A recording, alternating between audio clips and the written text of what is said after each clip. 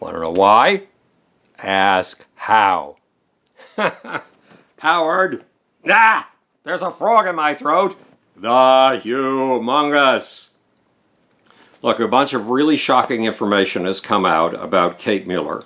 Kate Mueller was an American aid worker who felt passionately about the plight of refugees and what she considered to be oppressed people. She went through Turkey to Syria to help the Syrian refugees. On August 14th, 2014, this 25-year-old girl from Prescott, Arizona, was captured by ISIS. And ISIS turned her into what we would regard as a perpetual rape victim. She was shuffled around and turned into property. She was either sold or given to Abu Bakr al-Baghdadi. Abu Bakr al-Baghdadi is the self-proclaimed caliph of the Islamic State. She was given to the leader of ISIS, a group that wants to be a movement that controls the entire globe. That's what a caliphate is. Now the caliph, in his terms, Abu Bakr al-Baghdadi, married her. What does that mean? To us, that means rape. To us, that means he entered her room when he felt like it. He prostrated himself on the floor. He prayed to Allah. And then he got on top of her and did with her whatever he pleased. Why? Because in Muhammad's own form of Islam, the original form of Islam, the form of Islam that in the word of evolutionary psychologists and social scientists, the word is normative behavior. Muhammad's behavior sets the norm, the ideal for an entire culture. To be a decent Muslim, you are supposed to follow Muhammad's deeds step by step by step. And for Muhammad, marriage was you take any woman you want and sexually you do anything you want with her. That is exactly what Abu Bakr al-Baghdadi, trying to be a just, a righteous, and a holy man, in other words, trying to follow the example of Muhammad, did with Kayla Mueller over and over and over again. Kayla Mueller was held as a captive or a wife with 3 Yazidi captives.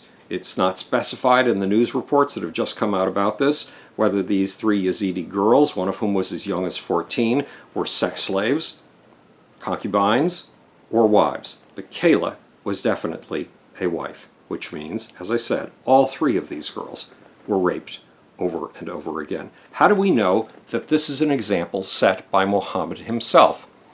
There's the story of the town of Khaybar.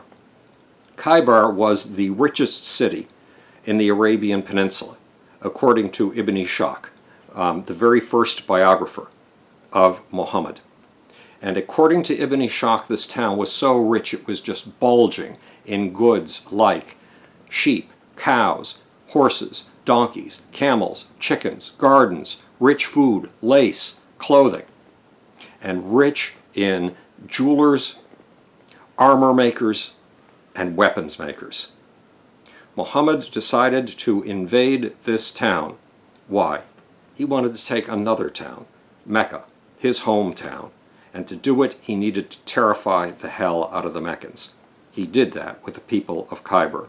He laid siege to them for 20 days. And when they finally surrendered to him, he began, well, he did things like the following. He wanted to know where the treasures of the town were.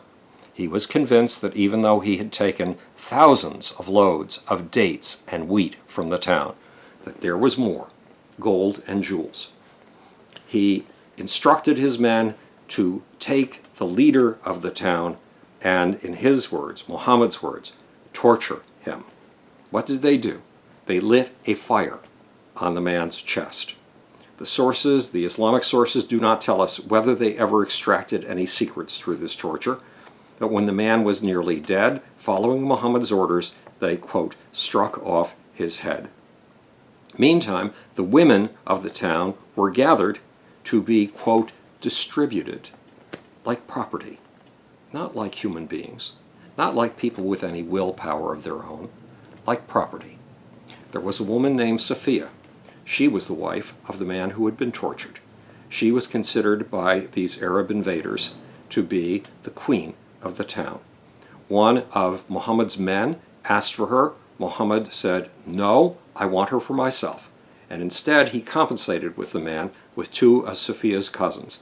Sophia was led out of the town shrieking and covering her head in dust because she was led out past the body of her dead husband and the bodies of everybody she had ever known and respected for virtue, honesty, and generosity.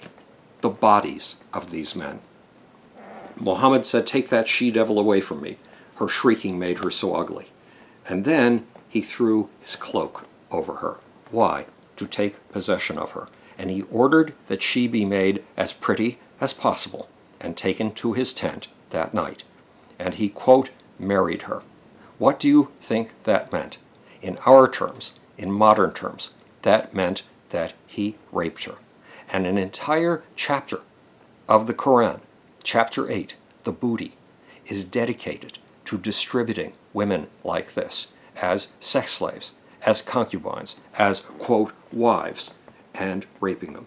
Because in the Quran, the will of the woman is irrelevant, absolutely irrelevant. In modern times, in Western civilization, we've done something unique.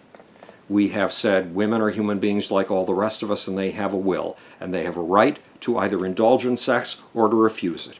And if you take them against their will, that is called rape. That is a uniquely Western standard. It is not a standard imposed by the normative example of Muhammad's behavior for Islam. Not at all.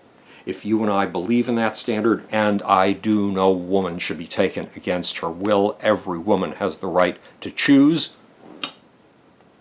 then it's time to champion something we derisively sometimes call cultural imperialism, saying that the values of our culture are worth something and they are worth championing. There should be no more Kayla Muellers forced into rape. There should be no more Yazidi women forced into rape. There should be no more women forced into rape anywhere in the Muslim world or the Western world. That is a culturally relativist position, and I believe in it passionately, and so do you, and it's time to stand up for it. No more of this particular kind of institutionalized rape. This is Howard the Humongous, speaking to you from the future. It's your job and my job to make, or, want to know why? Ask how. And now, for that, I swear it's harder to find every single week. Little, tiny, seditious, sneezy, sleazy, slimy, impossible to seek off button